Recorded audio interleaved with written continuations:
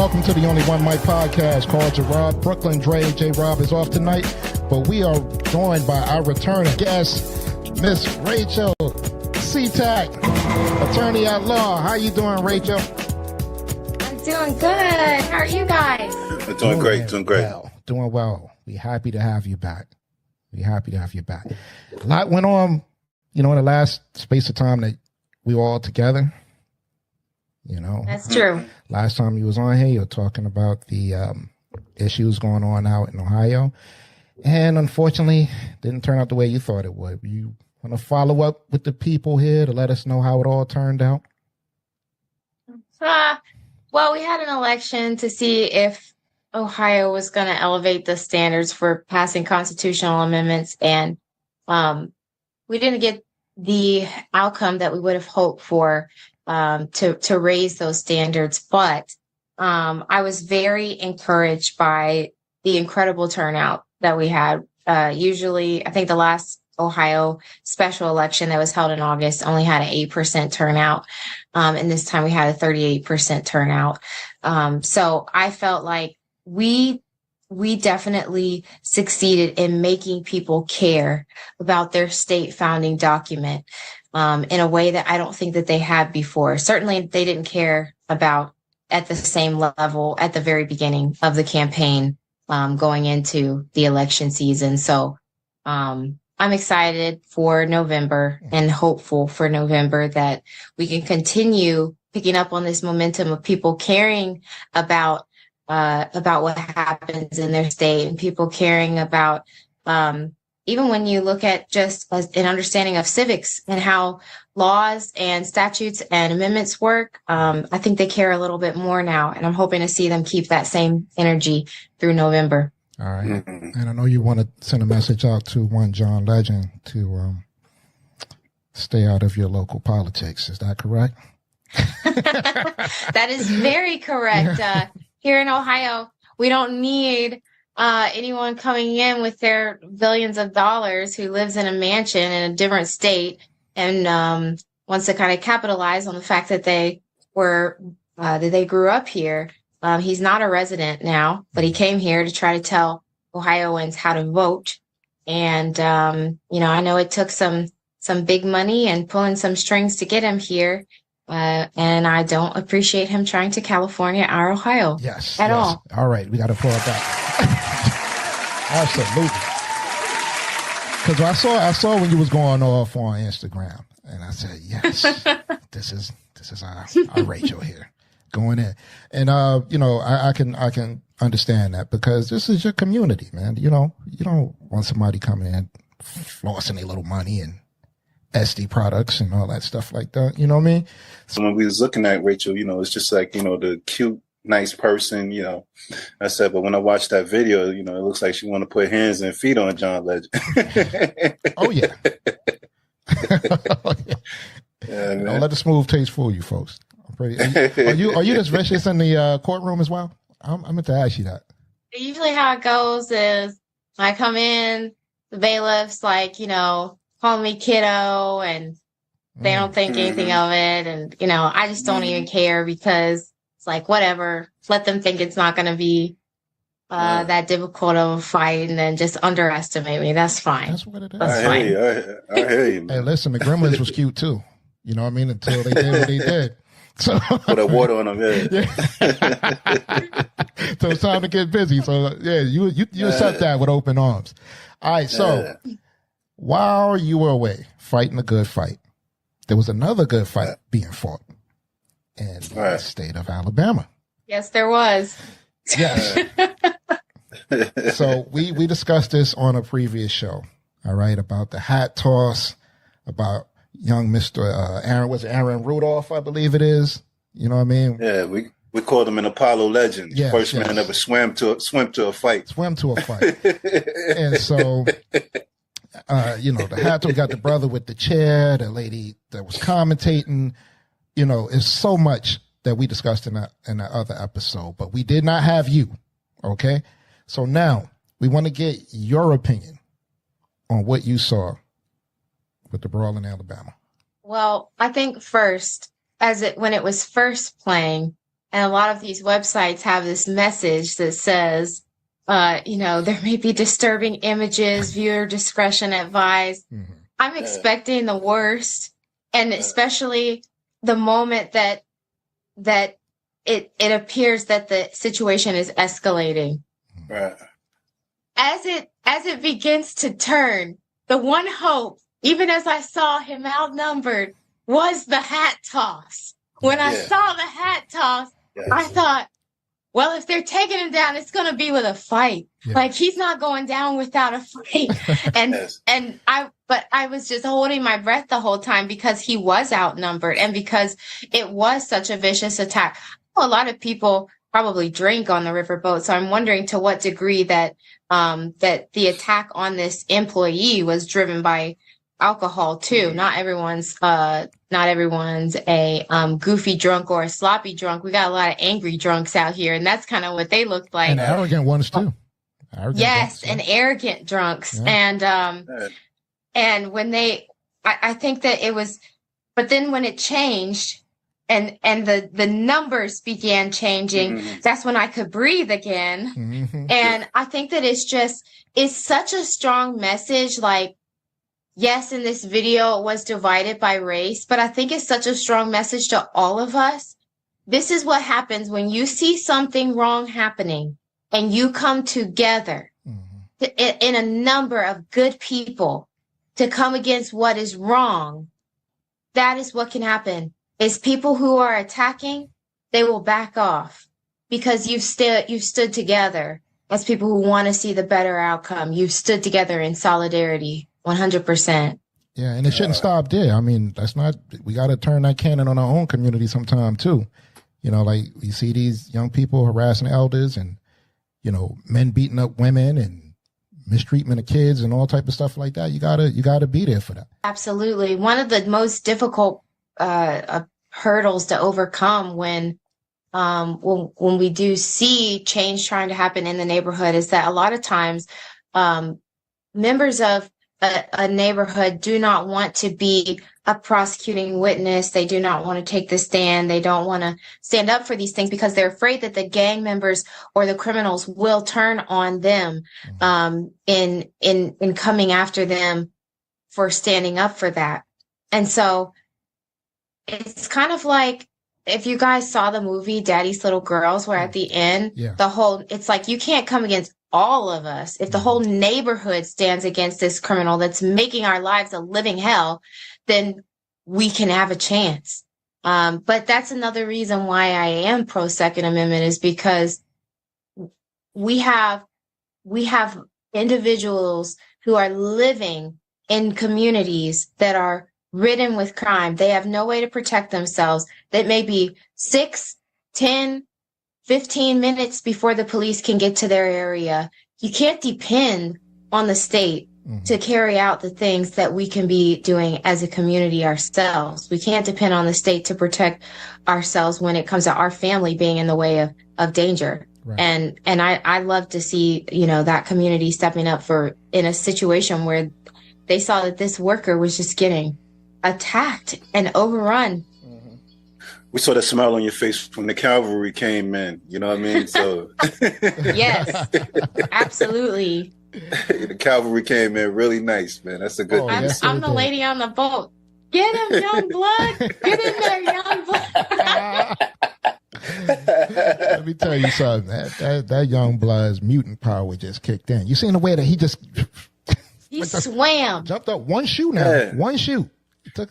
He jumped off a boat, swam over there, and pulled himself up on the pier to get busy. You know what I mean? I was like, what? That's some work. That's some work, man. God bless that young man. And he went in and power bombed somebody. You know what I mean? That was beautiful. Yeah. And the one brother, we were speaking about when he was dropping that leg on him, like he was coming off the top rope, but he was like in midair. Yeah. And I'm like, where's the rope at? What was he jumping off of? But when you watch, we didn't even show it the one with the guy with the with the chair. Yeah, I didn't show you the one with the chair. The footage with the chair. The guy with the chair. By the way, is locked up right amazing. Now. They locked him up. Yeah. For working him out with that chair, So what was the I don't know if you guys know like what the reasoning was for him getting locked up? Was it that the fight had already concluded and he was winning? Oh, okay. That's why I got Yeah. That was He was doing too good. Yeah, they was ringing the bell on him, Rachel. They had to go back to the corner. Yeah, his last move, he hit a chick with a chair, man. He went too far. It's like when they show the scenes of like fights in school, and it's like the one who won is the one who gets the suspension because the other kid looked, His craftsmanship with that chair work was impeccable, man. He was doing things with that chair I didn't even know a person could do. A chair, you got to be nice for the chair. I've seen the chair go bad for a couple of people in fights. Yeah. You might leave it out there too long. Somebody get up under you, and then it's a whole foot fight. You know what I mean? So he was really good with that chair. I'm hearing that Vince McMahon got some contracts ready for we don't know how true it is. It depends on the type of chair too. I mean, you got bar stools, you got folding chairs. It was a folding chair, which takes us into. Yes. Okay. Okay. So it was a folding chair. You know what's ironic, man, is I found out the other day that the man that made the folding chair was an African American man. Oh wow! Boy, that man. Who would have thought that years later, sir? It'll come back. It'll come back for us in a way that you could not imagine. It could come back in a way Somebody should draw that connection. Yeah. Yeah. You would think so, right? African American man. Yeah, he did a pretty good job with that chair. That was a nice chair too, man. It's a nice chair. Nice as folding chairs go. Still folding chair. Like a WWE folding chair. Exactly. The way he was using it, exactly like WWE. Wow. In real life. In real life. You got to check that out. We're going to go into our next topic, okay? Okay. So now, right. This Neo situation. Was he wrong? I mean, no, I don't think he is. I'm just asking this as a question to you guys because you're listening. Yeah, so Neo, went on Gloria Velez's podcast by way of Vlad TV, okay? And he said some comments about the LBGTQ community in terms of this whole transgenderism. Is that a word, transgenderism? Is that the way we can say that? There's so much stuff going on right now. I don't even know where to start. I'm making up words just like in the dictionary Brian did to my homo spiritual, which is a whole other issue. I don't know where to start Frankensteinism, I guess you can say, if you want to call it that. He said that he does not agree with children being mutilated. Yeah. Frankenstein. This is why we have you here. Product of a public school education. Yeah, man. Man, we got an Angela Davis, man. Yeah, you know what I mean? So what happens is he's on this show, and so now everybody's, calling for the cancellation of Neo, right? Because the brother has an opinion, which happens to be a fact. You know what I mean? Gender's a fact. Gender's a fact. So, with that being said, Rachel, I know you're fired up about this topic. I know you're ready to go. What we're going to do is we're going to play the excerpt from the interview with Gloria Velez. You're going to hear Neo's original statement on this whole situation. We're not playing anybody's commentary, opinions, or nothing like that. This is the actual interview. All right. And Neo's going to tell you his thoughts on it. You guys, I want you to stop me anytime you want to comment on anything that is said. And so that way we can get more context into the situation. Are you guys ready for this? Yeah. All right. So definitely. Definitely. Okay. So this is Gloria Velez sitting with Neo, who, by the way, they're trying to come for Gloria Velez's neck as well. All right. So here we go. I have no problem with nobody. Okay? Right. Love who you love, do what you do. Exactly. I just personally come from an era where a man was a man and a woman was a woman, and it wasn't but two genders, and that's just how I rocked. Me now, too. You could identify as a goldfish if you feel. Right. I agree. That ain't my business. It becomes my business when you try to make me play the game with you. I'm not finna call you a goldfish, but if you want to be a goldfish, you go be a goldfish. It's all Amen. I mean, it's just, we live in a weird time, man. We do. We live in a time where a person will have a mental breakdown in front of their camera. Right. Wait, let me white balance. Shout out to Tyrese. No, it's right. That's crazy, right? What the hell? Like if you are of sound mind enough to find the light Right. And Exactly. then break down. Exactly. Ain't nothing wrong with you. Right. Man. No, there is something wrong with you. There's something wrong with you. Right. There ain't nothing wrong with you. Like, man. Right, it's right. just, You're adding to it. It's all how Hold we deal with on. life. Amen. Amen. Amen. I say amen to everything he's saying, man. Yes. You're talking so good right now. Sound like water in your ear, man. Yeah, You know, yeah. just so great. So great. Well, You know there's what about I to mean? be a whole And people- river in a second. You know, the funny thing about that is when we say we like something like this, people will look at it and be like, "Oh my gosh, they're just so mean and horrible," or whatever the case may be, man. But it just sounds so great. What do you think about it, Rachel? I say give this man his flowers. I mean, this is just the things that he had to say about society. It just feels so good, doesn't it?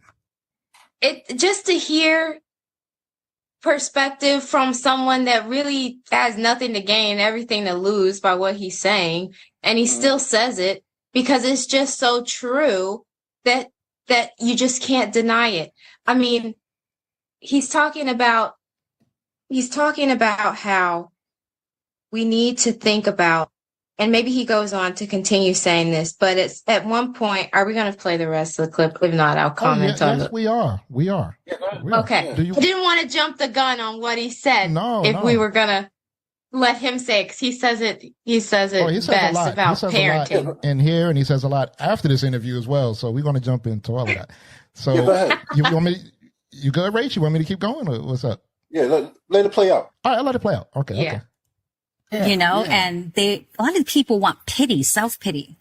And I don't like that. That was one thing that was not allowed in the house that I grew up in. It's like, okay, get your cry out, you know, give that its moment. But once it's done, keep moving. That's right. We're not going to sit and dwell in sorrow. We're not going to sit and dwell in anger. We're going to give those emotions the moment that they deserve. We're going to respect those emotions. But then we're going to get up and continue moving, because it's not about the fall. You can fall 1,000,000 times. You get up 1,000,001. That's the way I was raised. Me too. Yeah. Like, all right, that hurt. Go ahead, cry. Now they pamper, oh my God. And trigger warnings. What the hell is a trigger warning? Yes, exactly. It's just when It is weird when times. the world became so sensitive. Like comedians can't tell jokes no more. No. Like, everybody's offended. It's a joke. It's a Right. comedian. Right. It's a joke. You're not supposed to take it serious. It's a joke. Right. His literal job is to joke. About everyone. About everyone. Right. And That's a shot at Dave Chappelle, because they're trying to shut him down. So there's a little context. on They've that. been trying to cancel him for a long time. Well, you can't cancel Dave. I love what he's doing, man. I love what he's doing. He's bringing comedy back, man. You can't make a joke no more. I think I love him being willing to talk about how comedy has been affected by today's culture I think it encouraged Chris Rock to also speak about it, because he became more open, talking about how the culture of comedy has changed. And yeah. I mean, so we're gonna jump back into it. everything. And people want to get offended and like, don't say that. That's triggering. Oh my God. You know what? Yeah. Sit in your house by yourself. Exactly. It annoys me. I mean, anything can trigger you. A light can trigger you. A smell can trigger you. So, I mean, we got to walk on eggshells. Well, that's what they want us to. That's what they want us to do. But My generation, I'll be there were no damned. trigger warnings. Okay. You got up and you kept moving. That's kind of what it has to We be. was kicked outside. We would come inside before the lights go down. Exactly If that. we got bumps and bruises, we just washed it off with the hose outside. Yeah, you was good. Come on, man. It's totally different We need times. to get back to them days. I feel like It's nothing like a beautiful woman from the hood, man. Yeah, absolutely. Yeah, shout out to Gloria Velez. She's from the Bronx. Beautiful woman from the hood, man. I just love her, man. Keeping a finger on the trigger. All right, you guys ready? That's right. Yeah, finish it I off. feel like parents have almost forgotten what the role of a parent is. Amen. It's like, okay, Lost control. if your little boy comes to you and says, Daddy, I want to be a girl, and you just let him rock with that, Right. he's 5. Right. And where did he get that If from? you let this 5-year-old boy decide to eat candy all day, he's going to do that. Exactly. Like, when did it become a good idea to let a 5-year-old, let a 6-year-old, let a 12-year-old make a life-changing decision for themselves? Right. When did that happen? Right. Like, I don't understand that. I don't get that. And to medicate these young kids that are 5, 6 growing up and knowing that it affects their brain. It affects their organs. It makes them sick, but they're not allowed to do drugs. They're not allowed to do alcohol. Right. We can medicate them. He can't drive a car yet, but he can decide his sex. Right. Oh, right. What sexual orientation, and you can cut up his pee-pee, and that, to me, that makes no sense whatsoever. I don't know if this is true, but I heard a rumor that they either passed or are trying to pass a law in LA that states if your child comes to you and asks to do some of these things and you say no, they can take your kid from you. Yeah, that's true. Now, did you hear about that one, Rachel? Because we was talking about last. Yeah. And it's not just in LA. I mean, we've had cases here in Ohio where that is starting to happen. If you have a family member, if you have a grandmother who is willing to allow the child to transition, and you have 2 parents or 1 parent that is unwilling, we have doctors use language like, do you want a dead son or an alive daughter? And that's what the young lady was talking about that had that, and she went before Congress, said the same thing that they told her. Yeah. Yeah, we discussed that on the last show. I mean, that was pretty, did you get a chance to hear her testimony about how after she had the surgery, she just had so many problems afterwards, or? Yes, I think that if it's the young lady that I'm thinking of, I think her name was Chloe. Chloe, was it something? It was 2 C's, Chloe Clark or something. Yes. Yeah, I could be wrong with the She came here to Ohio to talk about her experience at a huge rally before this previous election that we had. And she was just sharing her story on stage. And it brings tears to your eyes to think of a medical industry putting her through that, creating a lifelong medical patient. It's becoming a humongous industry, just like abortion is a humongous industry. Whenever we have something that there stands so much to gain in making money, and the people deciding whether or not that child or that individual needs that for their health or their mental health is the one that stands to gain from carrying it out, that's a huge concern for conflict of interest. So knowing what they know in terms of the language that's used. I mean, and I'm not asking you to speak to this particular thing because you're an attorney and all, if you don't know it. But is there a way that anybody can sue for the language being misleading by telling you if your child doesn't have the surgery, they're going to die? Is there a way you can fight back? You know what I mean? Like if a parent, has to go through something like this, like is there a way to, fight the system? So I don't know the exact answer to this, but if someone came forward wanting to know that, I think that the biggest hurdle would be that when you have something related to a medical malpractice, it's difficult to sue for that if you have a medical community that is saying that this is the standard of care. We have hospitals that are creating entire departments to handle pediatrics and gender transitionings. We have Planned Parenthood letting anyone come in to be assessed for this. It was either in Cincinnati or Columbus has like 100% rate for, which means that every single child who comes in to be assessed for whether or not that they should move forward with transitioning is approved to transition. So it's difficult for a parent to come forward and sue for medical malpractice when the standard of care is compared to the rest of the medical community, and the medical community has been bought on board with this. It's difficult for researchers to carry out the research that they'd like on the long-term effects of this, on the variables that contribute to the mental health problems because of the political correct or incorrectness of the study outcome. And that's no way to progress as a society. That's no way to get to truth in a society if we're so afraid of sharing the truth because it's politically incorrect. It's beautiful now to even see Neo and Gloria Velez sitting on Vlad's couch and actually having this discussion because, how many people would take that chance? You know what I mean? To have that kind of conversation, you know, because right now in the music business, if you have this conversation, it's destructive to your careers. Your career's over.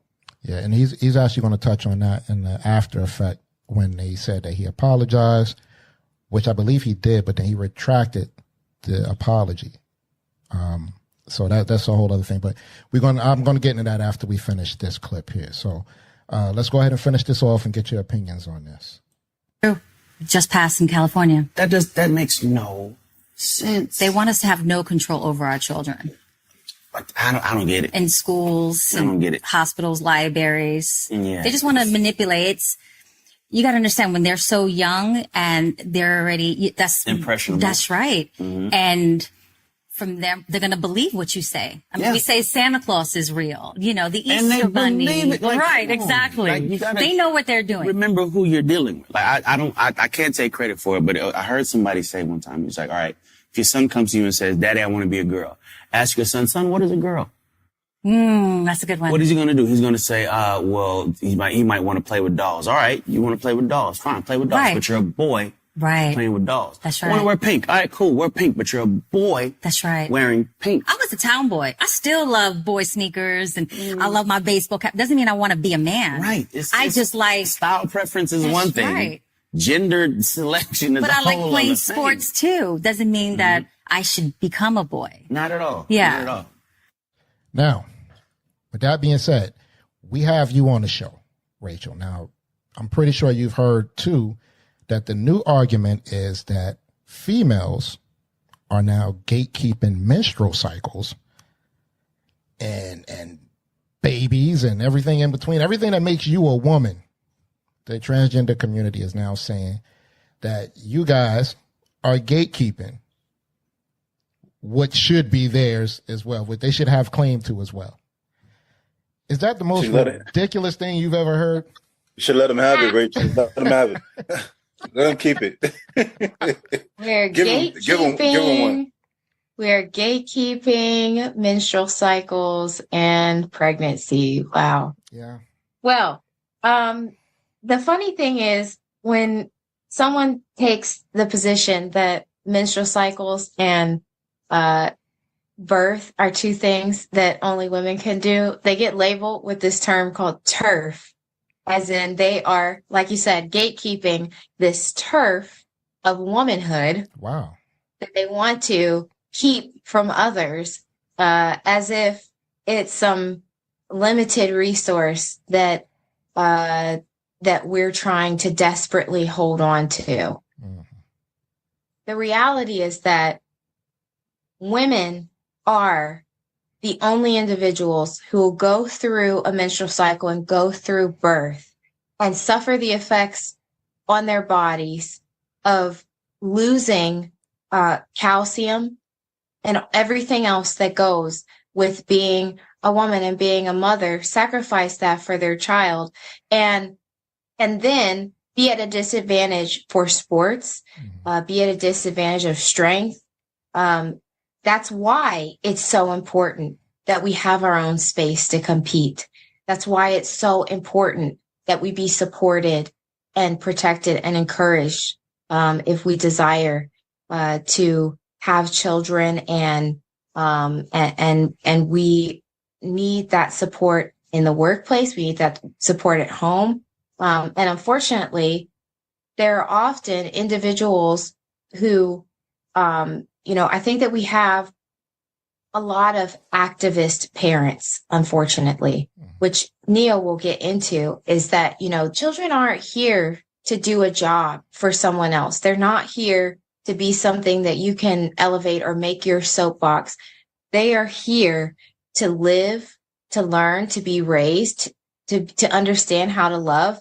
And unfortunately, a lot of times we see society not wanting to put the needs of children above the desires of adults. And I think that's what Neo is talking about, is that, that's a deep, deep issue, not just in the realm of parenthood, but in society in general, that there's this focus on the self. It's talking about people who are like adjusting their light and everything and setting up their camera to have a mental breakdown on camera. It's like, where is where's the voice inside that says like, I need to retreat. I need to sort out how I feel before I can go be public with all of my thoughts and opinions. Let me get myself together, think through it myself before I go. But do you think it's like an impulsivity maybe? Like we are living in an age of just impulsive people who don't think before they actually speak or do? It's a fact. Yeah, and a lack of self-control. You know, I think that's also where it comes in, the impulsivity that you talked about. You know, as a Christian, I believe that's one of the fruits of the Spirit is the spirit of self-control. And that's something that, you know, we all need to go to God to ask, you know, for him to, I pray to him every day, you know, guide my tongue, bridle my tongue. Let me not speak. Let me say nothing. Let you say everything. You know, get me out of the way so that you can come forward. Die to self. These are all concepts, spiritual concepts within the Christian walk that, you know, more and more see society not pursuing that, getting further and further away from that. And even, you know, just the general kind of secular worldly wisdom, which we, you know, might call common sense. It's just not common anymore. No, not at all. Not at all. Very uncommon. You know, the funny thing about that is that, and I think also people don't understand that when we talk about a Christian belief, is that I believe God sees everything I do wrong. I believe he sees every mistake I make, you know, and there's a code, a biblical code, a guideline that we as Christians go by. And when you say accept something that goes against my spiritual belief, I'm thinking about the afterlife. You know what I mean? Like I'm, you know, if I accept this, I can't get into heaven. And I think this is the biggest thing that these people don't understand when they're trying to get you to accept something that by your standards is biblically and morally incorrect. And it's sad that every time, like you said, every time you turn on the TV, every time you know, listen to music, everything that you do right now as far as entertainment is stuffed down your throat that, you know, this is the way that we got to do this. It's not the way that we got to do this. If you want to do that, like Neil said, and I think he said very eloquently, and the whole thing is like, that's you. I don't like it. You know what I mean? That's just what I don't like. If you want to do that, fine. The other problem I have is that babies are off limits. You know what I mean? You should not be able to force this stuff down, baby strokes. And like you said earlier, and I said on the other show, I didn't tear up. You know, I'm a Brooklyn dude. I don't tear up. But I got emotional just listening. I do cry, man. But I'm just saying, I got emotional. Listen, yeah. I got emotional listening to that little girl's testimony, man. They mutilated her, man. You know what I mean? And manipulated her family into doing something that they did not have to do. And if I listen to her story is very similar to mine. I got 3 brothers, 1 sister. You know what I mean? And she was kind of saying, like, you know, she's the young sister and she grew up with 3 brothers and she went through a lot of emotional stuff. I think that's what all little girls might do in that situation, because you're being raised with your brothers. You're not being raised with, you know, sisters, whatever the case may be. And to tell the mom and the dad, like, yo, your daughter's gonna die if she doesn't have this surgery or something like that is crazy. And even if even to the point that it wasn't something where it's a life-threatening disease, or, you know, if she doesn't have the surgery, she's gonna bleed internally or something like that. The doctor was speaking more towards her mental state of what she might do. You understand? Yeah. So it's like you're saying, like, well, if she doesn't have the surgery, she's going to walk around confused the rest of her life, and she might even kill herself. So it's better that you let her have what she wants than to walk in and find her dead. And that's very manipulative, you know, and you're tugging on the heartstrings of her parents who, of course, don't want to see their baby girl die. You know, why would you do that? But it just shows like it's evil that we living in, guys. Just pure evil. And then, you know, your child can come to you and tell you they want to be Superman. Don't mean that they're going to be Superman. You know what I mean? You're going to kill them because, you know, you're going to mutilate them or let them throw them off a building in order like that to see if they can fly. You know what I mean? It's a good point. It's a good point. It doesn't make any sense, man. That's why there's been a study that has looked at comparing what children go through with gender dysphoria and gender identity to what was in my era, an era of eating disorders, and how when someone with an eating disorder looks in the mirror, what they see doesn't match up with reality. Mm-hmm. They look in the mirror, they see someone who is a lot bigger than what they are. Mm-hmm. All they see is the rolls, they see the overweightness. Their mind distorts what their body actually looks like. And in this study, the doctors were comparing this to that because they say, in reality, someone is born as a certain sex, but when they look at themselves, they don't feel comfortable in their skin. We wouldn't tell someone with an eating disorder, you're right. You look in the mirror, you see that you're bigger. You can go ahead and still, not eat and keep working out and keep throwing up. You wouldn't tell someone with an eating disorder that. And in the same way, we need to consider, is it right to keep telling someone who doesn't feel comfortable in their body, let's try to align your body with what's in your head. Go ahead and cut off healthy body parts. Go ahead and take skin from other areas and apply it to make just a sad, disappointing replica of what you wish that you could be. Maybe instead we need to be saying, let's work with you through what is causing you to feel uncomfortable. Well, thank God that I wasn't raised in this era, because the things that came out of my mouth in that transition of awkwardness from a child to a teenager, I don't want to be a girl, because they had a conversation with me about how when girls wear dresses, you have to sit this way, you can't, when things are too small, you have to get rid of them. Well, it looks like that the boys get to just wear whatever they want. They get to be shirtless. They get to sit however they want to. And, then I remember, telling my aunt, I didn't want to grow up at one point. I just wanted to stay a kid because teenagerness looked really scary. I was just like, I don't know. I don't like boys. And my aunt was like, well, what do you mean you don't like boys? And it's like, if I had grown up in this era, there was no tomboys, and there was no, you don't want to grow up. There was no just uncomfortable because growing up is uncomfortable. It's, oh my gosh, you want to be a boy. Take her to the doctor. Get the hormones. Our generation would just take them shoes off of that boy, Don't let them put them women's shoes on. Yeah, take them shoes off, man. Don't put them women's slippers on or nothing crazy. That's what old people did, man, and it worked. You know what I mean? It worked. You know what I mean? And I think it's sad now that, anytime they're talking about these kids in that conversation, whereas it's just so soft.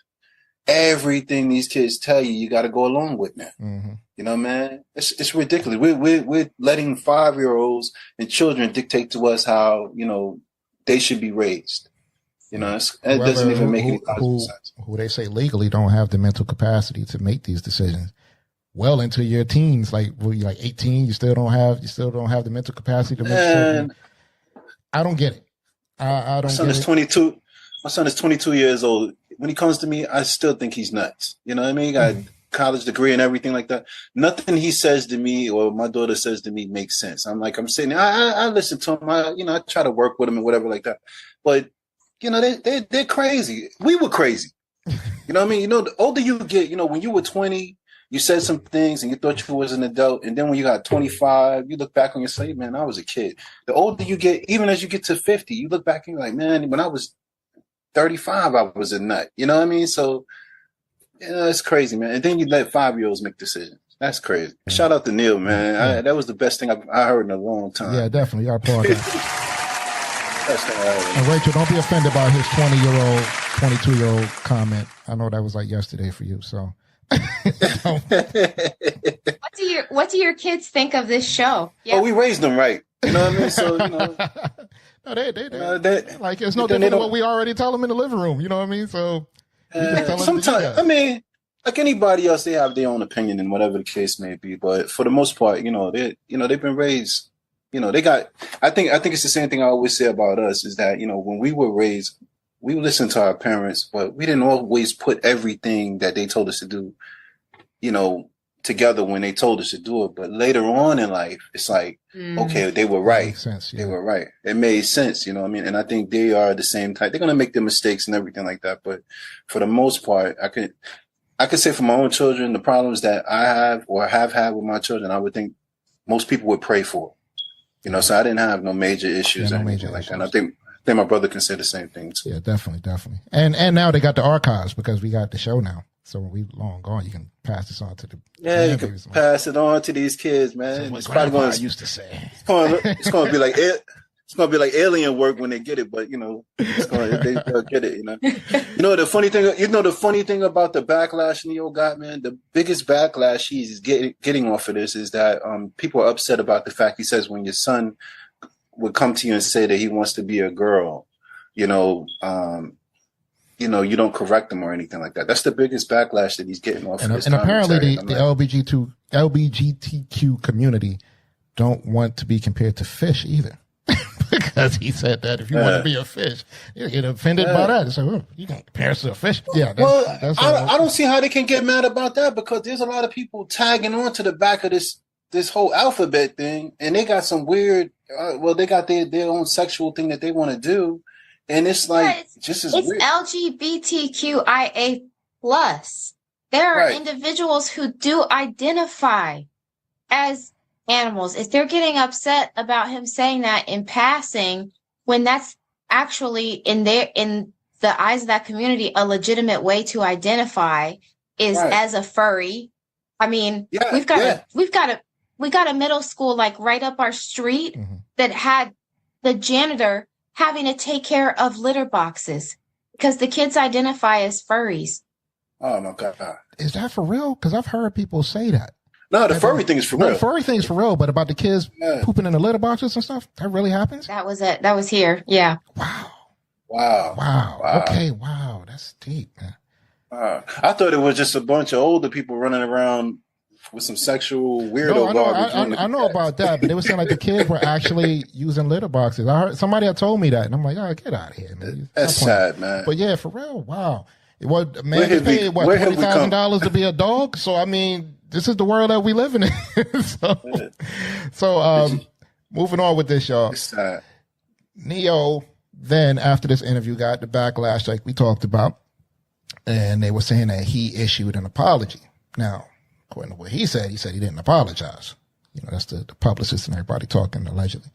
So now this is Neo responding to the backlash that he got from his interview with Gloria Velez and the quote unquote apology. First and foremost, I do not apologize for having an opinion on this matter. I'm a 43-year-old heterosexual man raising 5 boys and 2 girls. Okay. That's my reality. Now, if my opinion offended somebody, yeah, sure. I apologize for you being offended because that wasn't my intention. My intention is never to offend anybody. However, I'm entitled to feel how I feel. I'm absolutely entitled to feel how I feel the same way you are entitled to feel how you feel. I ain't asked nobody to follow me. I ain't asked nobody to agree with me. I was asked a question and I answered the question. Okay. I have no beef with the LBGTQIA plus community whatsoever. I ain't got no beef with y'all. Do whatever it is you want to do. Do what you want to do with your kids. However, somebody asked my opinion on this matter, and this is how I feel. I will never be okay with allowing a child to make a decision that detrimental to their life. I will never be okay with that. I don't care. Oh, it gets deeper, y'all.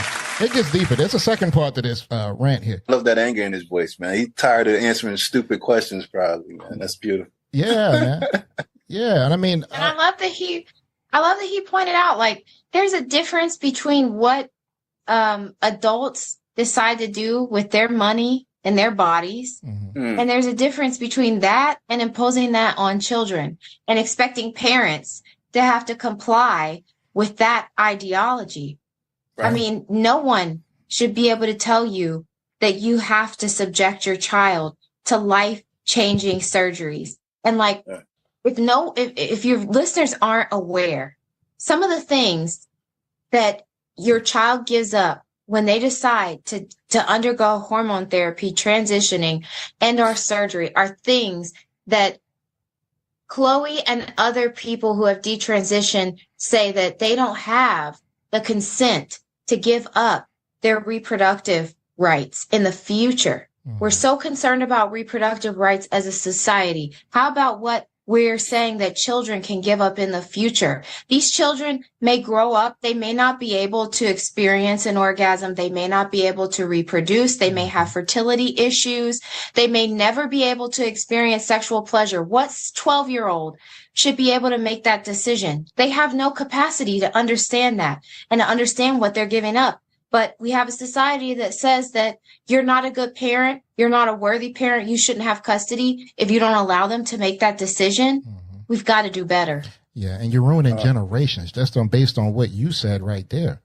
You're ruining generations. You know, you're giving this choice to a preteen or a child even at that point, and not knowing the things that go on in life, you know, in terms of relationships. You're ruining relationships with people, you know, because of maybe dysfunction in certain areas and all.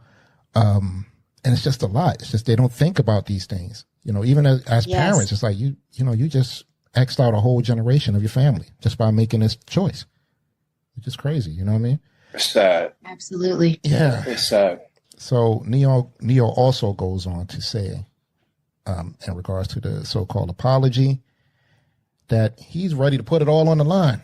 You know what I mean?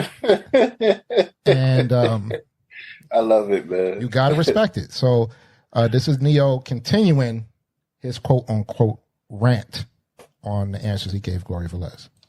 This matter, and this is how I feel. I will never be okay with allowing a child to make a decision that detrimental to their life. I will never be okay with that. I don't care. I definitely plan to educate myself a little bit more on this matter. However, I doubt that there's any book anywhere or any opinion that somebody's going to tell me that's going to make me okay with letting a child make a decision like that. That's just period, point blank, and that's how I feel. If I get canceled for this, then you know what? Maybe this is a world where they don't need a Neo no more, all right? And I got no problem with that. I'm a hustler, all right? I'll figure it out. I got kids to raise, and I'm going to do that regardless. So with that being said, that was sweet. It was, and this was the point, you know, where he was making really such good points, where you had people coming out of the woodwork and saying, like, you know, why should I care what you say? They started making allegations about his home life and saying, you know, you made your wife get her tubes tied and then you cheated on her and had children with someone else. I just want to say that someone can be a really, really horrible spouse, and I don't know if he is or not, but someone can be a very, very bad spouse and still have a lot of wisdom as to what it takes to be a good parent. And that should not be a reason to detract from what he has said about the state of parenting today in our nation. Yeah. What about change?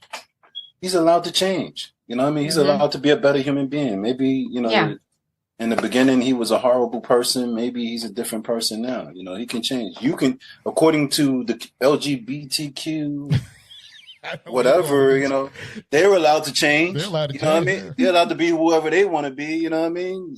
Yesterday he was a boy. Now you want to be, you know, a girl. You know what I mean? So yesterday he was a horrible husband. Today he's a great. Today he's a great husband. You know what I mean? So he's allowed to change just like anybody else. Yeah. That kind of gets into cancel culture, that cancel culture is very unforgiving.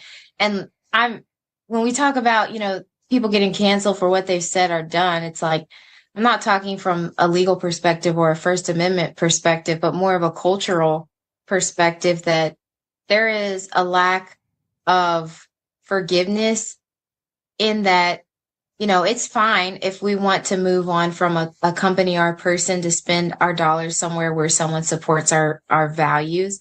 I think it's another thing where we see like people wanting to dox individuals, people wanting to out where they work, to get them fired from their job, to just utterly ruin their life because of something that they've said or done, and there is no redemption. That person is seen as irredeemable.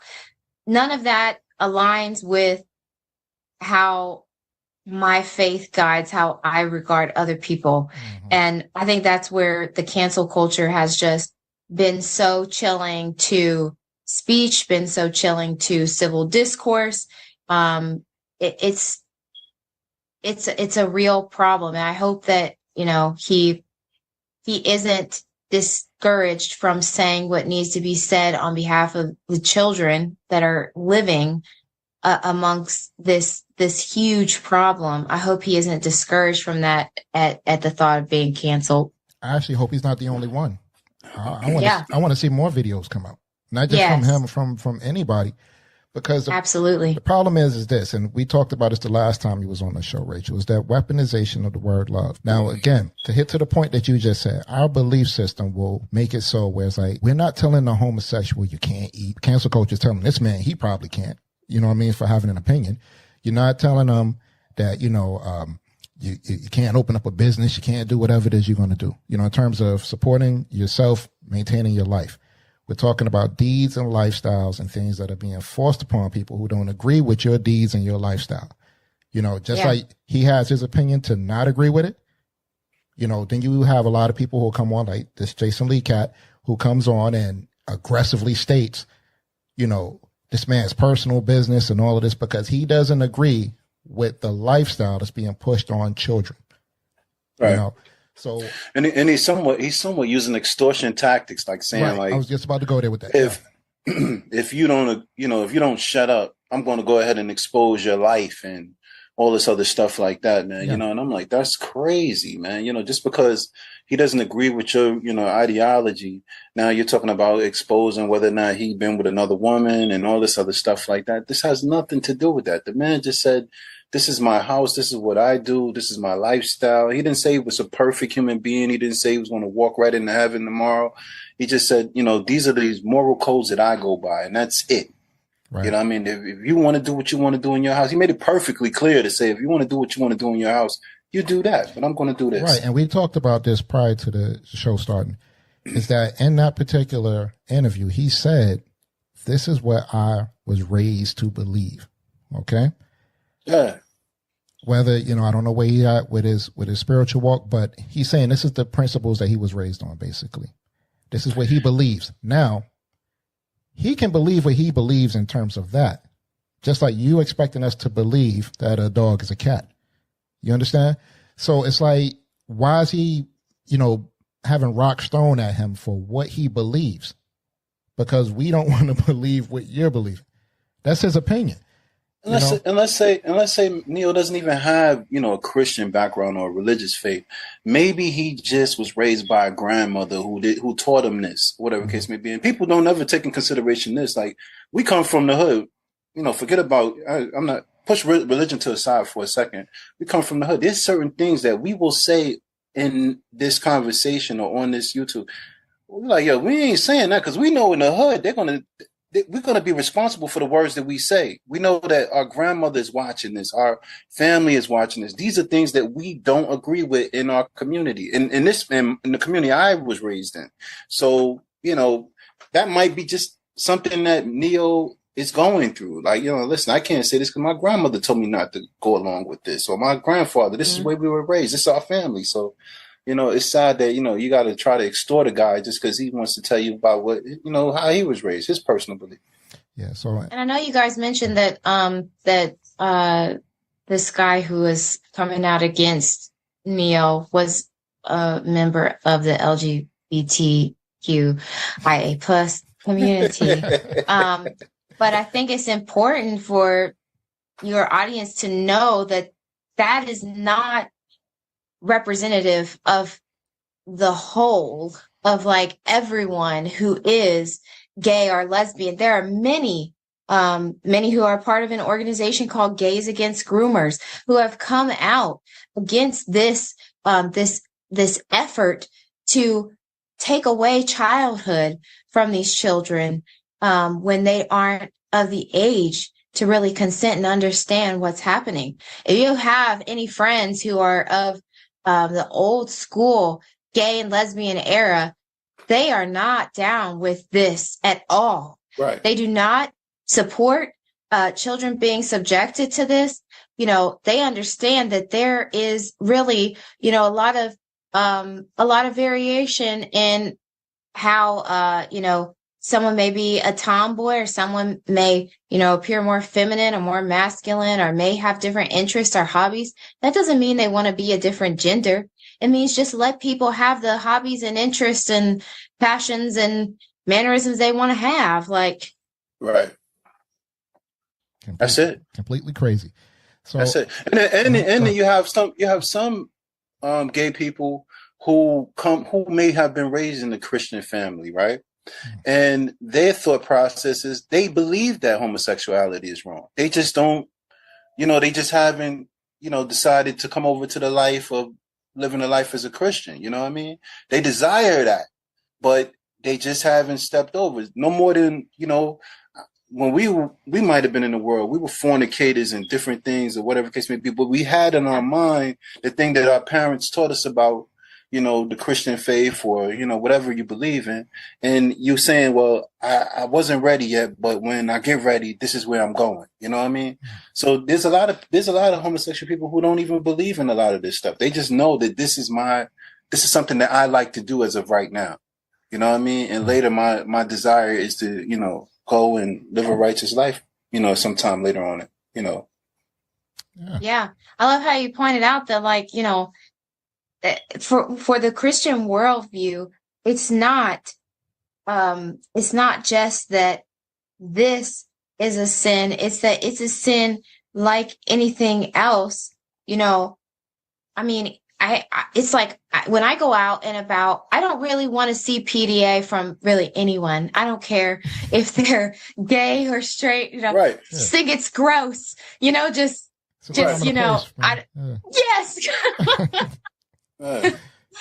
I'm eating.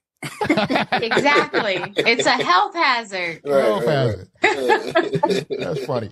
So in conclusion to this, another thing that, I personally, and I've spoke on this show about several times, it's not the same struggle, folks.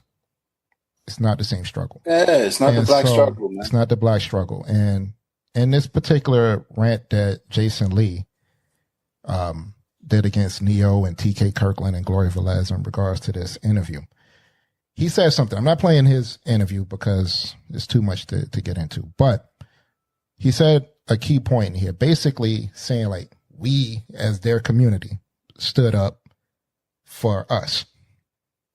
Now, the black community, right? And I'm like, okay, well, it's not the same struggle. And you gotta constantly keep reminding people that this is not the same struggle. All right. So, he's comparing. Okay. Yeah, go ahead. Well, you can say something. Can I stop you right there? And that's another thing that bugs me out about that is like, he's an African. He's an African American man. I'm assuming. It's a man of color. Yeah. But he identifies with the gay community more than he identifies with the fact that he's an African American. That's weird to me. You know what I mean? Like, I don't understand how that happens. Like, he's like, we helped you. Why can't you help us? Who are you talking about? Why can't we help you? You know what I mean? It doesn't make sense to me, man. All right. So what I'm going to do we helped you. You were part of the African American community. What are you talking about? It's like stupid, man. Yeah, it's just a whole bunch of confusion. I read a little bit, but I once heard a pastor say, don't equate my skin with your sin. And it's like there are still a lot of people who very validly have religious beliefs that this is a sin. And it is because we were created to place our identity so much more fully in Christ than anything else, more than color, more than our gender. Right. But what the gender ideology promotes is that we are supposed to take our utmost identity in whether we are male or female. And if we find that our identity is not in unity with the body that we have been blessed with, then we need to change that body in order to make it in unison with what we believe we place our identity in. That's the problem, is that we think that sex and gender is the utmost of identity.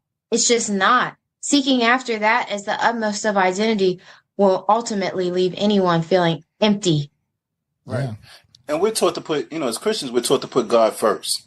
Yeah. God first, you know what I mean? And they're trying to tell us that, no, their gender agenda, whatever they got going on, needs to be above our, you know, God first mentality. You know what I mean? That's crazy in itself. You know what I mean? Yeah. Basically telling you that if you don't accept us, then your God is wrong. You know what I mean? That's exactly what they're trying to say.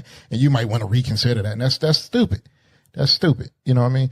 All right. So this is what Jason Lee had to say in regards to equating the LBGTQIA plus. I'm still confused by the whole. I don't know the name. But yeah. All right. But trying to equate it to the black community. Check this out. Have Pride Month. You sound like white people when they say we shouldn't have affirmative action. You sound like white people when they say we shouldn't have Black History Month. You sound like white people when they question why we have Juneteenth. You the same sitting around asking for 40 acres and a mule, but where all that energy at when it's time for us to talk about the gay community? We different than you. Half the in your community sucking anyway. I'm gonna stop it right there. We're gonna take a minute to just get all of that. Okay. He just said we're asking for 40 acres and a mule. Who are you? You an African American. You know what I mean? You want that 40 acres and a mule too. What are you talking about? He think he's in a different culture now because he's gay. You know, he think he's somewhere else. You know what I mean? Like he got his own. They got their own country or something like that. You know what I mean? It's weird, man. I say over and over again that like once someone begins the personal ad hominem attacks, like you've already won the argument. And see, the thing is, the longer he talked, the more he's devolving into just crapping on the black community because he's upset that not everybody in the black community is on the same page with him on every single thought. It's like, okay, because they don't agree with what you think about the world. Now all of a sudden it's just a community full of black men who are masquerading as heterosexual when actually they're homosexual. Like the accusations that were thrown out there, it's just attacks, personal attacks on the black community because he's upset that he feels like he's not getting the support or outcome that he wants. And the thing is, though, you know, the media, the way that the media presents things, anyone who came to America would think that it is the Latino community, it is the black community that is having the highest numbers of members of the LGBTQIA plus community. You would think that from seeing the commercials and things that are on our TVs. But the reality is that these are communities that in many ways are deeply socially conservative and deeply rooted in putting God first. And so the way that it's being presented by the media and the things that he is upset about are just so out of line with what is truly at the heart of a lot of these ethnic communities. Yeah, and the sad part about it, he's really mad. You know what I mean? Like he's beyond, like it's like they're like, you know, what they used to complain about, you know, heterosexuals bullying them and all the other stuff like that. Now they've become the bully, like, you know what I mean? Like it's like really aggressive, you know, it's personal, you know what I mean? It's just simply a person's belief. I don't have to agree with you. You might like cabbage. I don't, you know what I mean? I just don't have to agree with you. You know, that's it. You know what I mean? Yeah, I know it's just it's just as simple as that. I don't agree with it. You know, we don't got to be disrespectful to each other or anything. Now, it forces us to be somewhat, you know, petty because now it's like every time you turn around, it's being forced down your throat. So, you know, they're being petty. So sometimes we are petty. You know what I mean? You know, go back, you know, I don't know, go back to the old ways. You do your thing, I do mine. You know what I mean? I don't like it. That's it, man. That's you know what it is. So, I mean, this is where we at with it. So, like I said, it's not the same struggle. Everything that he actually itemized about affirmative action and 40 acres and a mule and all that, what does that have to do with the fact that you like to do what you like to do? He don't believe he's one of us. That's the thing that bugs me out. He's totally identifies with the whole gay thing, but he doesn't believe he's one of us. He don't want his 40 acres in the middle. Here's how you counter that. If it just so happens, maybe one day, just maybe, reparation checks go out, then we'll say, he went back in there. You stay right where you at. All right, we kind of jumped off this shit before we cut the check. So you stay right where you at. We're going to keep our 40 acres and a mule, and you can have whatever it is you want to do. Just we're not doing that mule and that check. We're not doing that. You know what I mean? But that's just where we at with it. Hey, listen, we all had a headache listening to that. I'm glad we didn't listen to the whole thing. Oh no, we're not doing it. All of us were sitting here like, what the heck is he? Because that's just a fraction of what he said. Short little snippet that you played, like my mind was just reeling because it's like every single word. It's just there's so many falsehoods like coming out at once that my brain can't keep up with how to respond to it. It's just so much that's wrong about just how he even just looks at the world. It's sad. It's sad. It's sad. And you know that it's coming from a really angry place. I'm sorry, guys. The thing that keeps baffling me is we help you. Who are you? Well, before Before we get ready to wrap this thing, please remember we are in a I'm sorry, man. We're in a community where a woman can birth a young man. The young man grows up, decides to put on a dress and a wig, and then turn around and tell mama, hey, you're not a woman. So this is where we at. That's where we're at. That's where we're at right now. So we just got to keep our finger on the pulse and just, keep banging it. And he doesn't call her mom anymore. He calls her birthing person. Yes. I forgot. They're trying to Shut get up, her. birthing person. You're not a woman. I'm going to have a happy birthday to my birthday person. It's stupid, man. Yeah, I'll tell you what, you can close that refrigerator and put the keys on the table if you feel that way. That's what, Next time. And when your son comes to you and asks you, can he be a girl, man? Just ask him, you had the menstrual cycle yet? Yeah, right. That's why you gotta ask him, man. It's just people. Oh, did you guys see like the chest feeding too? No. What? No. Yeah, it's not breastfeeding anymore. It's chest feeding. Oh, I think I seen that where they put the thing around the harness around the guy's neck. Is that the same thing? Is that what you're talking about? No. There's actually men that identify as trans women who are, I guess, getting some kind of injection and some kind of nasty chemical concoction is coming out of their very male nipples, but because they want to identify as being able to do that, they're changing the term from breastfeeding to chest feeding. Did they got Kool-Aid for black people, black men? My Lord. Kool-Aid coming out of their breasts, man. It's crazy, man. You know, they had, but they do now. I saw something where they had a harness where they had these guys put on this harness and put so they can breastfeed now or some weirdo garbage. They made nipples on them and it's like a book bag on your chest. Look at creation, y'all. Look at creation. My Lord. What are we doing? All right. I'm dumbfounded by that one. Hey, man, you got to go home and pray now, man. It's just a nasty world we in. Woo, goodness gracious. So, Jesus. Rachel, where can the people reach? If anybody even wants to follow me after everything on this episode, don't get scared now, Rachel. We're going to cancel together. She's not scared. That's it. She's not scared. She's in the front line. It's at Attorney Advocate on Instagram. On Twitter, it's at law_@heart. But I'd love to have anyone join me for more opinions and fun. Oh, look, it's definitely not the popular stance, but it's a stance.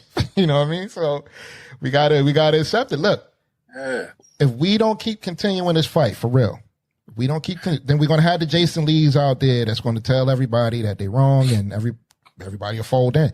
So we got to keep with the fight. You know, we got to stay on the firing line on this one. Yeah, we laugh and joke, but it's very serious. It's very serious. This is very serious. Very serious topic, man. You know, your kids are being manipulated. We have to laugh to keep from crying. It's so sad. That's a fact. Some of it's just so dumb, you got to laugh. Rachel, we're going to have you back, too, because, you know, slavery is still going on in, like, Mississippi and places like this. Did you hear about that? What's the most recent incident? Well, there's a few, but apparently in Mississippi, there's been slavery going on since, like 2009? They still have, like, active plantations. Yeah. Just to give it a shout out. There's a documentary on Netflix? Prime Video called Cotton Picking Truth. It's also on YouTube. So it's actually a documentary I think came out in 2009. But I think what happens is I just saw the brother recently do an interview and he said it's still going on to this day. Yeah, and it was presented to the Department of Justice, who did absolutely nothing about it. So, wow. We definitely got to have you back on. I'm gonna check it out. Yeah, give you the information. Absolutely. And also we'd be remiss not to give a shout out to Gully TV for having an executive producer on that actually, speak on it and brought our attention to it as well. So, now we want to kind of push the narrative, because apparently the executive producer was saying there's no traction being made after he made that documentary years ago. So a lot of people don't know about it. All right. Wow. So yeah, with that being said, Rachel, we thank you once again. Thank you, Rachel. And definitely looking forward to the next drop by, of course. All right.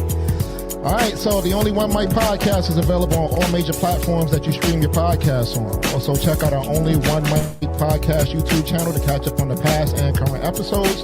Please don't forget to rate the show and subscribe. And also you can check us out on Instagram and Twitter at The Only One Mic P1, Facebook and LinkedIn at The Only One Mic Podcast. And you can email us at theonlyonemic00@gmail.com or call us at 302-367-7219 to have your comments or questions played on the show. And I'm pretty sure we have a lot of comments about this one. So again, we thank you for your time, Rachel. Thank you. Thank you once again. And we encourage you to please speak your truth quietly and clearly and listen to others, even the dull and the ignorant, because they too have their story to tell. So until next time, please keep in mind that we never had to run from the Ku Klux Klan, so we shouldn't have to run from a black man. And we're going to probably cancel after this one, so enjoy it as much as you can. We'll just keep hitting them out there. That's Jason Lee, who he's talking about. Yeah. Sweet. Peace.